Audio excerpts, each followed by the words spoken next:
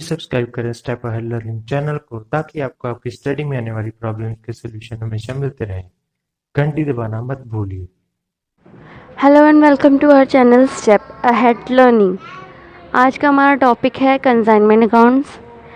मेरी पुरानी दो वीडियोस में भी हमने कंसाइनमेंट अकाउंट्स के बारे में डिस्कस किया था, बट उसमें हमने उसके फर्स्ट कंसाइनमेंट अकाउंट से रिलेटेड फर्स्ट वीडियो में मैंने डिस्कस किया था कंसाइनमेंट अकाउंट्स क्या होता है, उसके यूजुअल टर्म्स क्या है, इकोनॉमिक में उसमें क्या इफ़ेक्ट पड़ता है। एंड सेकंड उसकी वीडियो में हमने डिस्कस किया था कि उसकी कमीशन और उससे related exam and then expenses. आज हम कंसाइनमेंट अकाउंट्स में कुछ डिफरेंसेस करेंगे, ठीक है। ये थ्योरी पोर्शन होने के बाद फिर नेक्स्ट वीडियो से हम सम स्टार्ट करेंगे अपना, ठीक है। उससे पहले मैं कहना चाहूँगी कि किसी ने मेरे को कहा था कि आप अपनी वीडियोस में लाइक्स या कमेंट करने का बोलते नहीं हो, तो कोई लाइक या कमेंट नहीं करता। आई नो मेरे व्यूअर्स बहुत इंटेलिजेंट है, उनको बोलने की ज़रूरत नहीं है, बट फिर भी आज बोल देती हूँ। प्लीज़ अगर आपको मेरी वीडियोस अच्छी लगती हैं तो प्लीज़ लाइक और कमेंट कर दीजिए, शेयर कर दीजिए, ताकि नॉलेज की वीडियो है तो सबको नॉलेज मिल सके। और सब्सक्राइब कर दीजिएगा मेरा चैनल। अब हम स्टार्ट करते हैं अपना। सबसे पहले हम डिफरेंस करेंगे कंसाइनमेंट अकाउंट एंड सेल के बीच में, ठीक है। फर्स्ट पॉइंट है इसका nature of relationship. The relationship between the consignor and the consignee is that of principal and agent. जैसे कि हमने पहले ही इंट्रो में ही डिस्कस किया था कि जो कंसाइनर और कंसाइनी का रिलेशन है वो एजेंट और प्रिंसिपल का होता है। बट सेल में क्या होता है? The relationship between seller and the buyer is that of the creditor and debtor. Seller और बायर का रिलेशन होता है क्रेडिटर या डेटर का, ठीक है। या उधार पे लेता है वो या देने वाला, ठीक है। Second, ownership and possession of goods. Only the possession and not the ownership is transfer to the consignee. जो कंसाइनर है वो जो गुड्स भेजता है उसकी सिर्फ पोजेशन चेंज होती है, यहाँ से वहाँ जाता है। ओनरशिप स्टिल किसके पास रहती है? कंसाइनर के पास। बट सेल में ऐसा नहीं होता। Both the possession and the ownerships are transferred. दोनों चीज़ें ट्रांसफर हो जाती है कस्टमर के पास। जब वो ख़रीद लेता है तो वो उसी की चीज़ हो जाती है, ठीक है। Third, risk of goods. Risk remain with the consignor because ownership remains with the consignee. Risk जो है वो स्टिल उसका कंसाइनर पे ही रहता है, क्योंकि आपको पता है कि अगर गुड्स कंसाइनर से रिलेटेड है, वही उसका ओनर है, तो फिर रिस्क भी कंसाइनर का होगा। But risk remain with the buyer, still ownership remains with him. But risk sell करने के बाद बायर पे आ जाता है, क्योंकि वही उसका ओनर हो जाता है। Fourth, purchase invoice is versus sale invoice. Consignor prepare only a proforma invoice, ठीक है। Seller prepares a sale invoice. जो परफॉर्मा इनवॉइस सिर्फ कंसाइनर परफॉर्मा इनवॉइस करता है, सेल इनवॉइस नहीं। बट जो हमारा क्या कहते हैं सेलर है वो सेल्स इनवॉइस प्रिपेयर करता है, ठीक है। Proforma invoice subjects matter of dealing. Only movable property में बी इट्स सब्जेक्ट्स मैटर। वही प्रॉपर्टीज मैटर करती हैं कंसाइनमेंट में, जो चीज़ इधर उधर जा सकती है। बट सेल में क्या है कि हम एनी प्रॉपर्टी में बी इट्स सब्जेक्ट्स मैटर। कोई भी प्रॉपर्टी हो सकती है। हम सेल क्या कहते हैं घर की भी तो कर सकते हैं, वो मूवेबल नहीं है ना, ठीक है। 6 पॉइंट्स हु बेयर्स एक्सपेंसेस। देखो कंसाइनमेंट अकाउंट में तो कंसाइनर ही सारे एक्सपेंसेस को पे आउट करेगा, क्योंकि कंसाइनी जो है वो तो सिर्फ जस्ट कमीशन के लिए काम कर रहा है, ठीक है। उस कंसाइनर ने कंसाइनी को एग्रीमेंट में कहा होता है कि तू मेरे से जस्ट सेल कर, एक्सपेंसेस तेरे सारे मैं पे आउट करूँगा, ठीक है। बट सेल में ऐसा नहीं होता। आफ्टर सेलिंग गुड्स जो भी उसके एक्सपेंसेस होते हैं वो रिलेट किससे होते हैं? वो बायर से रिलेटेड होते हैं, ठीक है। Next, profit and loss. Consignment account में सारे प्रॉफिट्स कंसाइनर से रिलेटेड होते हैं, क्योंकि वो गुड्स का ऑनर होता है स्टिल। बट सेल में सेल करने के बाद जो भी प्रॉफिट हो या लॉस हो गुड का, वो सारा किसका होता है? वो होता है बायर का, ठीक है। अब 8 point, return of goods. Goods can be return if they are not sold by the consignee. हाँ, हम गुड्स कंसाइनमेंट अकाउंट्स में रिटर्न कर सकते हैं अगर कंसाइनी उस गुड्स को सोल्ड नहीं कर पाता, ठीक है। बट सेल्स में ऐसा नहीं कर सकते। After the sale is complete the profit and return of goods is not possible as goods once sold are not returnable. Sales में हम गुड्स को रिटर्न नहीं कर सकते अगर एक बार सेल हो चुकी है तो, ठीक है।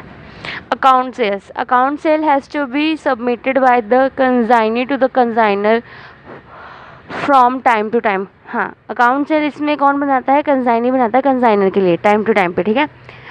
No account sale is required to the submitted by the buyer to the seller. Account sale कोई ज़रूरी नहीं है बायर द्वारा लिखा गया बाय सेलर को, क्योंकि वो उसका ऑनर बन चुका है, ठीक है। Unsold goods with the consignee will be treated as stock of the consignor. Consignee के पास जो भी गुड्स बची होती है, वो जो भी अनसोल्ड गुड्स होती हैं, वो उसको एज ए स्टॉक लेके चलता है। किसका स्टॉक? कंसाइनर का, ठीक है।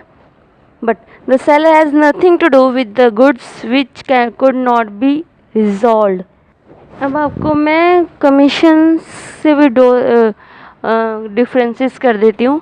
एक डिफरेंस करेंगे हम ऑर्डिनरी कमीशन, सिंपल कमीशन और del credit, and second del credit commission and overriding commission. देखो, पहले हम डिस्कस करेंगे ordinary commission and del credit, ठीक है। तो इसका फर्स्ट पॉइंट है व्हेन अलाउड। हमें कब अलाउ होता है ये? It is allowed to all the consignee for all consignment to selling goods.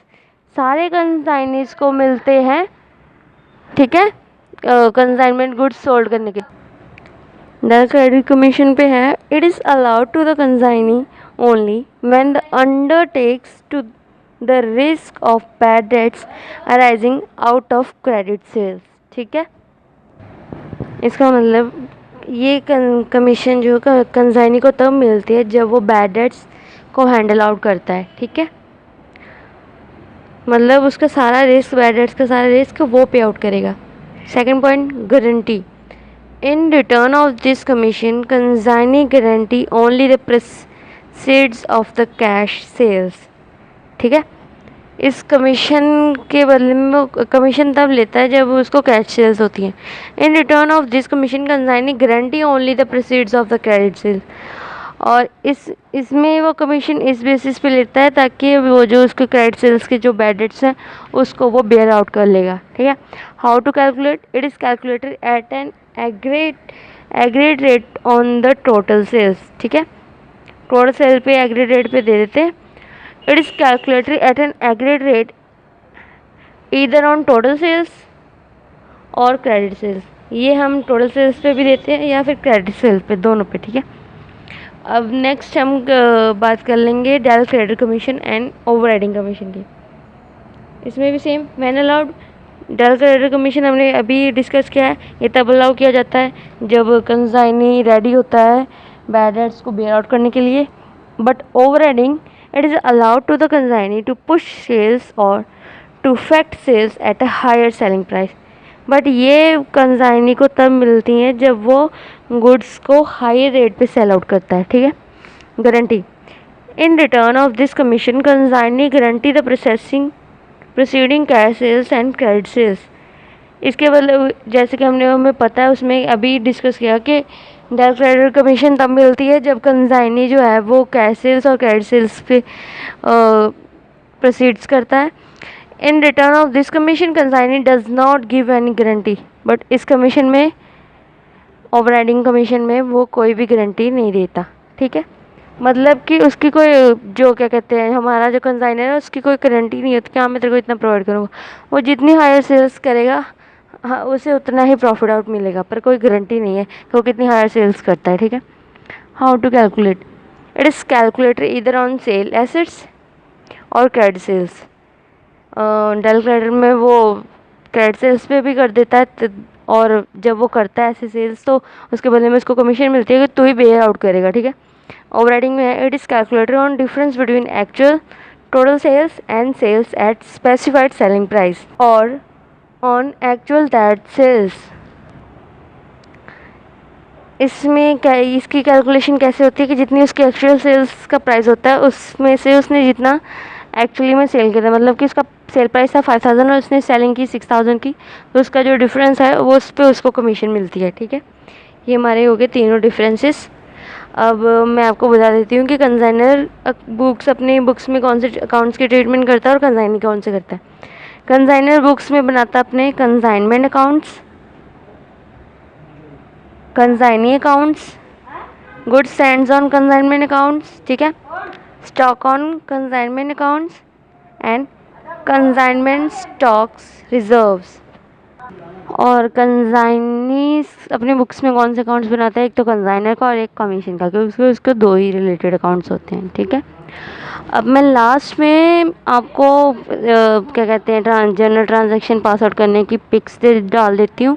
ठीक है, डिस्क्रिप्शन में आप जाके चेकआउट्स कर लीजिएगा। एक बार क्या कहते हैं जनरल एंट्री से थ्रू आउट हो जाएगा, फिर हम जो नेक्स्ट वीडियो में सम करेंगे उससे आपको ईजी हो जाएगा। ठीक है, ओके, थैंक यू।